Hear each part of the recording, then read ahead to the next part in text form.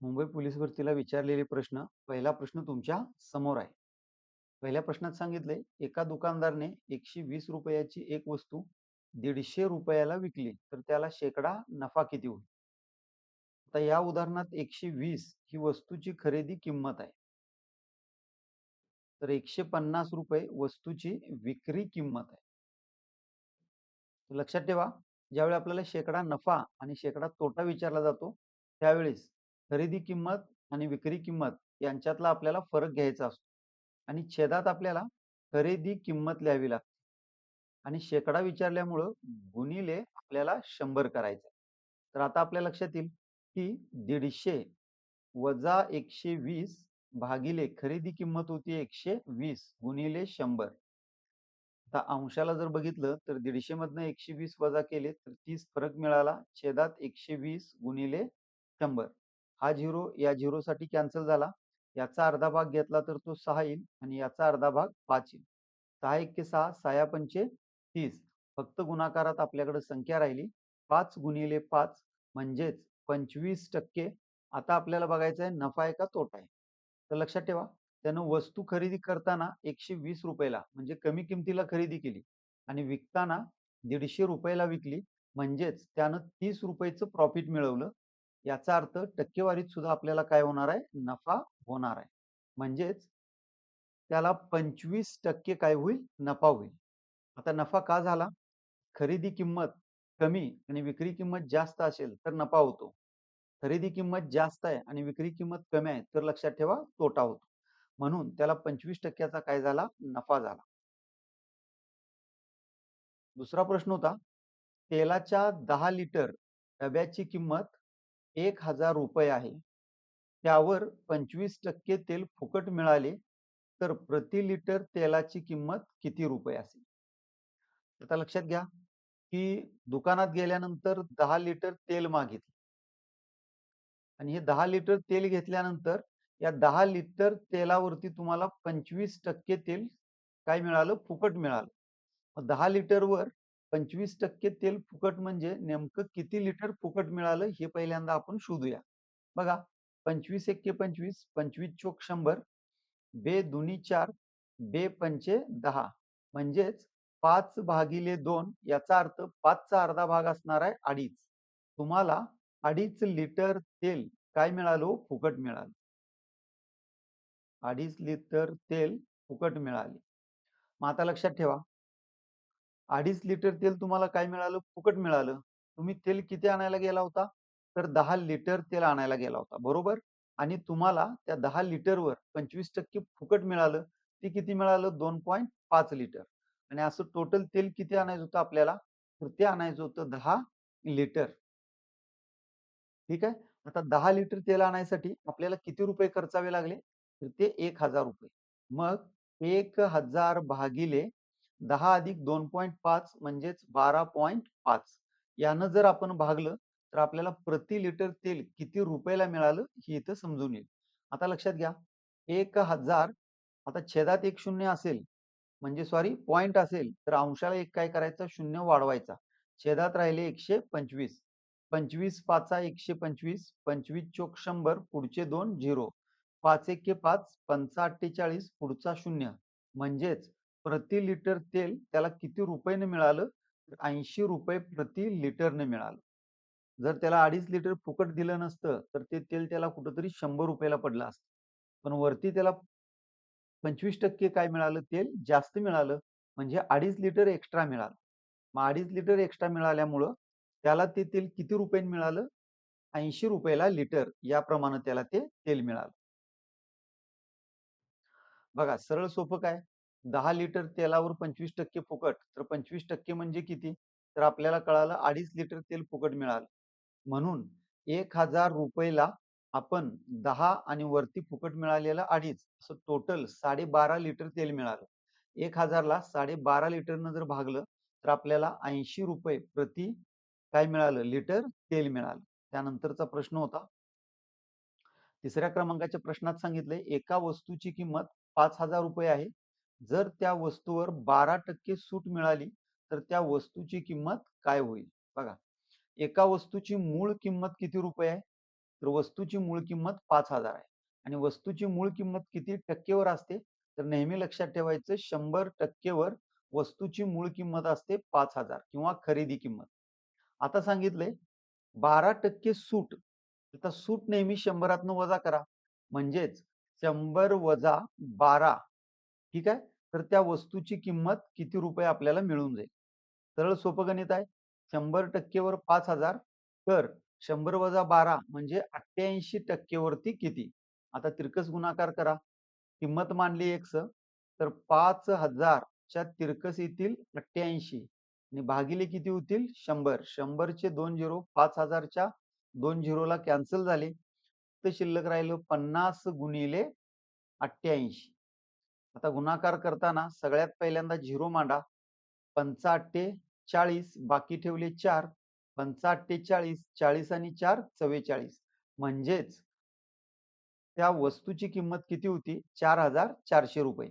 फक्त इथं कन्सेप्ट काय लक्षात ठेवायची होती की वस्तूची मूळ किंमत नेहमी ही 100% वर असते आणि लक्षात ठेवा 100 मधनं नेहमी सूट वजा करायची आणि जर नफा असेल तर तो नेहमी 100 मध्ये मिळवायचा. ह्या दोन कन्सेप्ट लक्षात ठेवा. सूट 100 मधनं वजा होणार आणि नफा 100 मध्ये मिळवला जाणार. त्यानंतर बघूया पुढचा प्रश्न. एका जंगलात 2 वर्षापूर्वी 30,000 सागाची झाडं होती.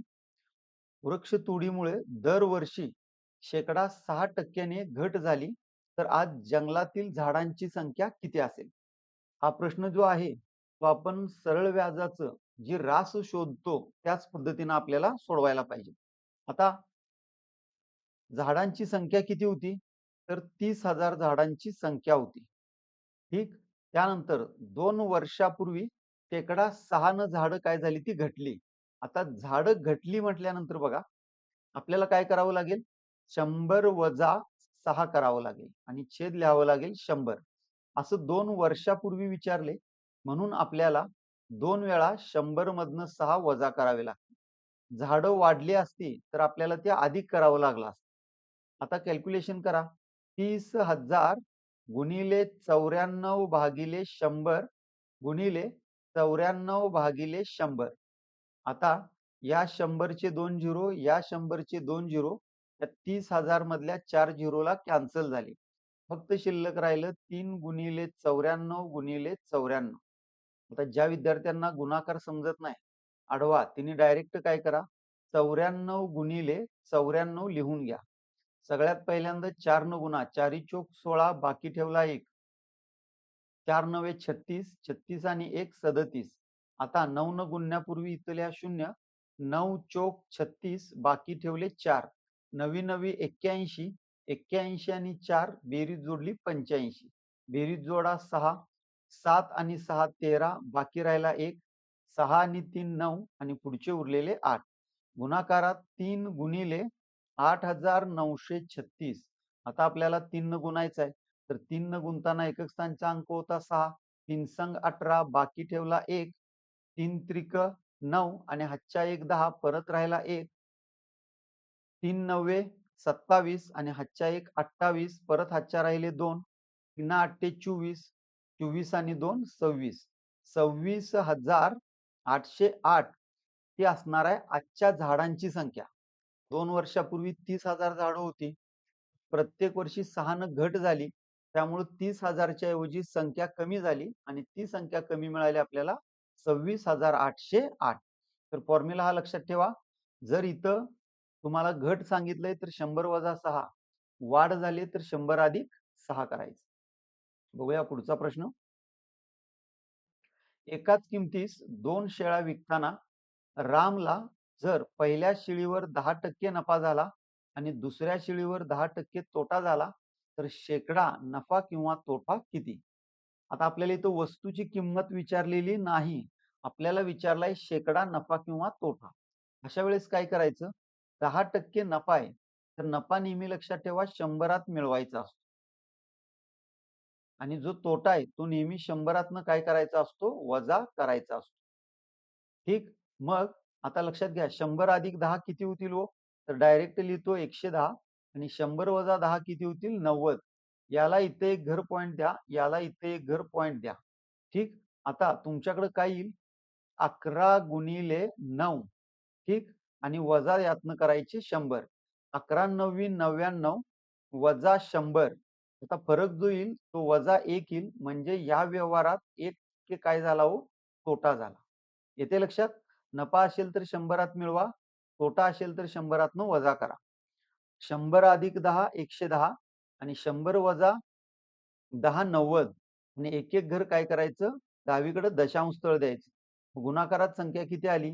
तर 11 गुणिले 9 आणि वजा करायचं 100.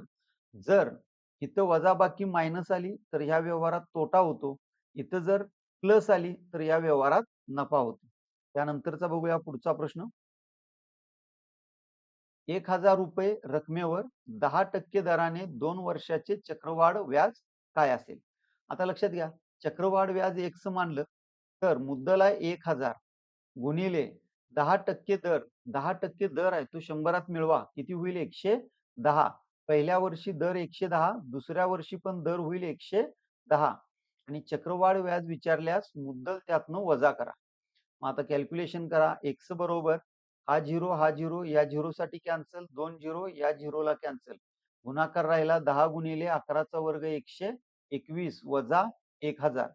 एक्स बरोबर 121 ला 10 न गुणलं तर फक्त एकक स्थानावर 0 ऍड होईल, म्हणजे 1210. त्याचा गुणाकार आला, त्यातनं 1000 वजा केले तर एक्स बरोबर 210 रुपये. हे 210 रुपये काय असणार आहे? तर हे असणार आहे चक्रवाढ व्याज.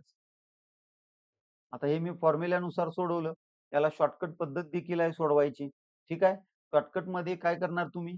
सरळ या 1000 रुपयेचे पहिला 10% घ्या.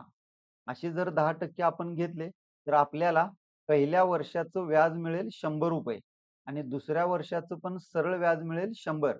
म्हणजे 100 पहिल्या आणि दुसऱ्या वर्षाचं सरळ व्याज आलं. पण चक्रवाढ व्याज काय असतं? पहिल्या वर्षाच्या व्याजावर परत व्याज लागतं. मग पहिल्या वर्षाचं व्याज 100 आहे, त्याचे परत तुम्ही 10% घेतले तर ते तुम्हाला मिळाले 10 आणि ते 10 रुपये तुम्हाला काय करायचे आहेत? पुढच्या वर्षात मिळवायचे आहेत. आता यांची जर बेरीज केली तर 100 अधिक 100 200 अधिक 10 टोटल 210 रुपये तुम्हाला काय मिळेल? चक्रवाढ व्याज मिळेल. ही होती शॉर्टकटची पद्धत आणि ही होती आपली बेसिक पद्धत. ठीक, ज्याला बेसिक प्रॉपर कळते त्यानं परत शॉर्टकटची मेथड वापरली तरी सुद्धा चालते. त्यानंतर बघूया पुढचा प्रश्न. अ, ब, क यांनी क्रमशः 4900, 6300 आणि 7000 रुपये एका योजनेत गुंतवले आणि जर इथं पाहिजे होतं अ ला 749 रुपयेचा नफा झाला तर क चा नफा किती? आता हे पार्टनरशिप म्हणजेच भागीदारीचं उदाहरण आहे. यात बघा सगळ्यात पहिल्यांदा ब आणि क यांनी गुंतवलेली रक्कम होती 4900, 6300 आणि 7000 रुपये. यात सगळ्यात पहिल्यांदा रेशो घ्या. रेशो घ्यायसाठी तुम्ही काय केले? 0 कॅन्सल केले. आता 49 63 आणि 7 ला कितीनं भाग जातो? 70 ला 7 न. 7 7 49, 7 9 63, 7 1 7 पुढचा 0. म्हणजे त्यांच्या नफ्याचं प्रमाण कसं आलं? 7 9 10. आता प्रश्नात बघा, तुम्हाला विचारलाय क चा नफा, तर क चा नफा बरोबर. ठीक, आता इथं बघा क चा नफा बरोबर क चे गुणोत्तर पाहिजे. ठीक आहे. क चं गुणोत्तर किती आहे? तर क चं गुणोत्तर आहे 10. क चे गुणोत्तर 10. आता छेदात तुम्हाला तिने देताना काय केले? इथं तिघांचा नफा दिला नाही, फक्त एकाचा दिलाय आणि तो कुणाचा दिलाय? अ चा. म्हणून छेदात अ चं गुणोत्तर घ्यायचं. किती आहे ते? 7 आणि गुणिले एकूण नफा किती झाला होता अ ला, तो घ्यायचा गुणिले 749. मग क चा वाटा किती येईल बर? तर 7 1 7 0 7 7 49. आता गुणाकारात राहिले 10 गुणिले 107 म्हणजे क चा नफा किती होता? तर 107 गुणिले 10 म्हणजे 1070 रुपये हा क चा नफा असेल. म्हणजे इथं फॉर्म्युला काय होता? क चे गुणोत्तर छेदात ज्याचा नफा झालाय त्याचं गुणोत्तर आणि त्याचा गुणिले एकूण नफा. जर नफा तिघांना झाला तर छेदात तिघांच्या गुणोत्तराची बेरीज करायची. येते लक्षात? किंवा याला जर तुम्ही शॉर्ट ट्रिक म्हटले तर याला शॉर्ट ट्रिक काय येणार बघा. तर तुम्हाला दिले सगळ्यात पहिल्यांदा तुमच्याकडे रेशो आला 7 9 10 आणि तुम्हाला अ बरोबर अ चा नफा दिला होता 749. तर अ ला नफा झालाय तर अ च्याच गुणोत्तरना त्याला गुणा. म्हणजे तुम्हाला एक्सची किंमत मिळून जाईल. काय होईल एक्सची किंमत? याला जर आपण भागलं तर 107 एक्सची किंमत येईल. ठीक. आता कुणाचा नफा विचारलाय क चा. क बरोबर क च गुणोत्तर किती आहे? 10. 10 गुणिले एक्सची किंमत किती आहे? 107 म्हणजेच क ला किती मिळतील? 1070 रुपये. अशा देखील शॉर्टकटच्या पद्धतीने तुम्ही हे उदाहरण सोडवू शकता. त्यानंतर जाऊया पुढच्या प्रश्नाकडे. ए एक काम 10 दिवसात करतो, तर बी तेच काम 30 दिवसात करतो. तर दोघे मिळून ते काम किती दिवसात पूर्ण करतील? हा प्रश्न सुद्धा आपण बेसिक आणि शॉर्टकट अशा दोन्ही ट्रिकनं सोडवू शकतो. म्हणजे याला मी म्हणतो मेथड 1 आणि याला मेथड 2 अशा पद्धतीनं हा प्रश्न आपण सोडवू शकतो. बघा बेसिक मध्ये काय? ए न एक काम केलं गुणिले बी चं काम. दोघं मिळून म्हटले म्हणून ए प्लस बी करायचा हा फॉर्म्युला होता. मग ए चं काम किती आहे? 10. बी चं काम किती आहे हो? 30. छेदात 10 अधिक 30. आता 10 गुणिले 30 छेदात बेरीज जोडली 30 अधिक 10 40. हा 0 झाला याला कॅन्सल. आता आपल्याला काय करायचं आहे? अंशाचा गुणाकार 10 गुणिले 3 काय होतील? 30. 30 भागिले 4 म्हणजे याचा अर्धा भाग 2 याचा अर्धा भाग 15. 15/2 दिवसात ते काम पूर्ण होईल. किंवा याच्या पुढे गेला पूर्णांक युक्त अपूर्णांक तर तुम्ही 2 आहे तसं लिहिलं. 2 न 15ला कुठपर्यंत भाग जातो? तर बेसाती 14 शिल्लक राहिलेला 1. म्हणजे फायनल उत्तर काय येणार आहे? दोघं मिळून ते काम 7.1/2 दिवसात पूर्ण करतील. आणि मेथड 2 काय होती? तर मेथड 2 होती एलसीएम म्हणजे लसावीची पद्धत. ए आणि बी चं काम बघा. ए न एक काम केलं 10 दिवसात तर बी न ते काम केलं 30 दिवसात. दोघांचे एकूण काम घ्यायचं असेल तर लसावी घ्या. तर लसावी किती आला? 30. याला गुणलं तुम्ही 1 न आणि याला गुणलं 3 न. आता एलसीएम छेद ही 1 आणि 3 त्यांची कार्यक्षमता आहे. त्या कार्यक्षमतेची आपल्याला काय करायची आहे? बेरीज. ठीक आहे. मग एलसीएम किती मिळाला? 30 आणि कार्यक्षमता किती आहे? 3 अधिक 1 म्हणजेच 30 भागिले 4. याचा अर्धा भाग मिळाला 15 याचा अर्धा भाग 2 म्हणजेच काय हो? तर 2 लिहिलं बेसाती 14 उरलेला 1 तर 7.1/2 इतक्या दिवसात ते काम पूर्ण होईल. लसावीची पद्धत कधी वापरा? ज्यावेळेस 2 पेक्षा जास्त कामगार असतील त्यावेळी लसावी वापरा आणि फक्त 2च कामगार असतील तर त्यावेळेस आपला बेसिक आहे हा फॉर्म्युला तुम्ही वापरू शकताय. ठीक आहे. त्याच्यानंतर जाऊया पुढच्या प्रश्नाकडे.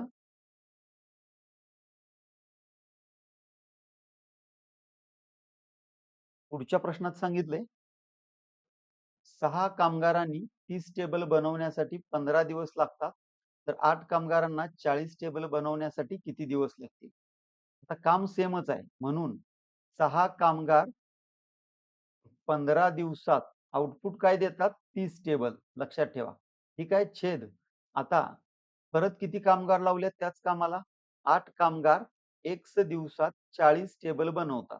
तर तुम्हाला सांगायचे दिवस. आता लक्षात ठेवा.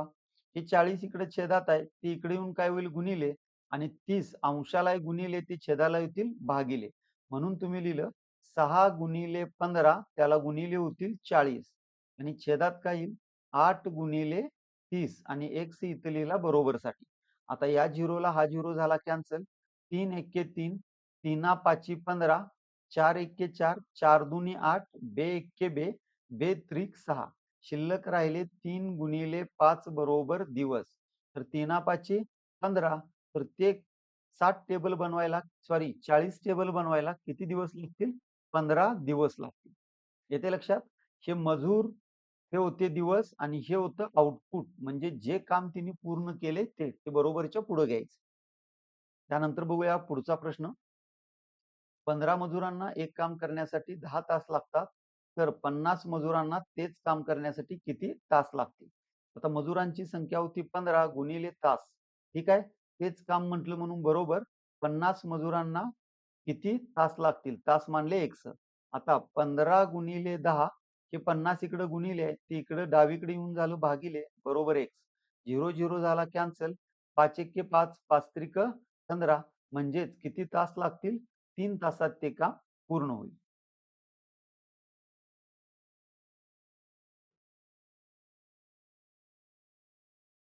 इथं थांबूया. धन्यवाद.